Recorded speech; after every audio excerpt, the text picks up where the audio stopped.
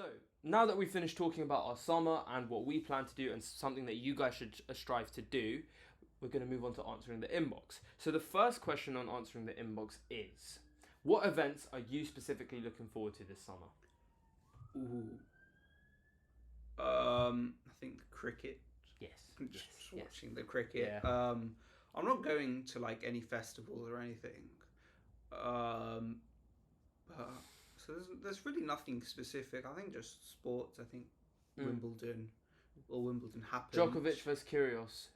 We're recording this before Wimbledon, so what's our prediction? Let's see. Djokovic versus Kyrgios. Who are you predicting to win? I mean, I think Kyrgios is strong. I mean, Wimbledon did very good. I was so sad though Nadal didn't go to the final. Yeah. If it was Djokovic versus Nadal, it would be amazing. It would have been amazing. I really want Nadal to win Wimbledon because it's the one Grand Slam I think he doesn't have. No, he does. 2008 against Federer. Did he? The big one. I don't know. This guy, man. I don't know. He has one Wimbledon out of 22 Grand Slams. I mean, still having 22 Grand Slams is something else, but I want Djokovic. I mean, I don't know. I'm not really fans of either of them. I want Kyrgios to win because I hate Djokovic with a passion. I think Federer's the GOAT, not Djokovic. I think hate is a very strong word. No, I hate him. You don't know him, okay? No. I don't like him. I mean, he's a good tennis player, but people saying he's the GOAT. Nah, man. Federer. Federer's injured, and he still gets paid more. Like, come on. Anyway, I mean... Run over. I think... I'm not a big fan of Kyrgios either.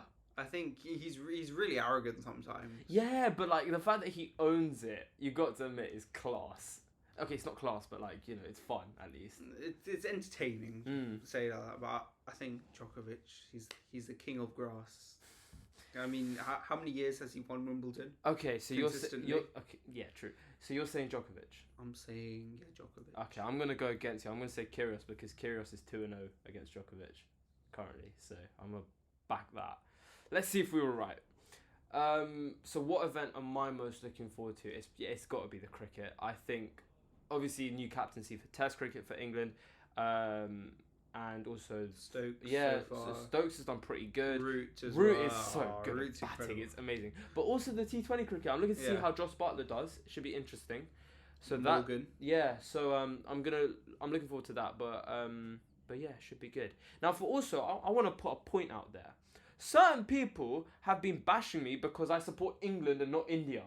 I support England. Thank you. I support England 100%. Yeah, I do not care about India. I was born in England. I will support England. Yeah, I just wanted to get that out there. Okay. So, the second answering the inbox question is, what subjects have you chosen for A-level and why? Oh, I've chosen politics, philosophy and history. So PPH, or depending how you spell it, because if you do PHP then it's okay. HPP. HPP. Okay. So politics and history. I mean, history is probably one of my favorite GCSEs. I absolutely loved it. We learned about the Cold War, Hitler's rise to power, and the Nazi Party from 1933 to 1945, and it was probably, for me, the most interesting one. And so I really look forward to taking that forward to A-level. Politics at the moment, it's very interesting. Bojo. So to give some sort of context, if you want to know specifically when we're filming, it's on what's the date today? I think today's 9th. Yeah. So Boris Johnson resigned a few days ago. 2 days ago. Well, not fully resigned. He's still... Basically, he's going to give power over in the autumn term, but he's going, essentially. Yeah, he's basically an acting prime minister. Yeah, he's no longer the... Do you see Rishi Sunak's? Yeah. Wait, the backlash he got on LinkedIn? I don't know. But, so politics is extremely interesting. I wouldn't say I'm apolitical, but I would say... There's both negatives and positives on both sides, but I don't want to go really into that. Because everyone has a different opinion and they're right to their own opinion. And philosophy, I think, is one of the most interesting subjects that I've just looked at the curriculum, learning about knowledge or the study of knowledge. I think it's just something you don't think about, especially currently when we talked about GCSEs and A-levels, the last podcast. we talk about knowledge as quite narrow narrow view. It's and all about it has to be split into specific areas, but the actual term knowledge, what does it mean? yeah. And I think that's so interesting to answer. But yeah, carry on. Yeah, and so those three subjects are the reason. Those are the three subjects I'm taking, and those are the reasons I'm taking them. Good. I'm doing 4, purely because I couldn't decide out of the 4, so I just decided, screw it, I'll take all 4. If I don't like one, can drop it. So it's all good. I'm doing philosophy, geography, politics, and drama. So philosophy, again, philosophy is my favourite, my best, and the most interesting subject that I have ever done, because it actually challenges my thoughts. So again, linking to what Aniruddh said, it's actually interesting for a young man to think about things in a different light to what they would usually do based off their surroundings in which they've grown up. Doing geography because I really like human geography mainly. Physical is annoying, but it's actually quite interesting once you look at the A-level curriculum.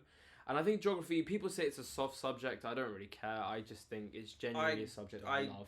Disagree with people saying A-level subjects or even GCSE subjects are soft subjects. I think every subject is hard in its own way, and it'll be easier to certain people and harder to some others. Yeah. So I think when people call like psychology soft science, I think they just say it's a soft subject in general. I don't think it's a soft subject personally. I think when you're doing an A-level specifically, you're looking at a subject in much depth. And something like psychology will be new to lots of people doing it for A-level. Yeah. So I think from that point of view, I think describing something as a soft subject was almost demeaning towards the subject. Yeah.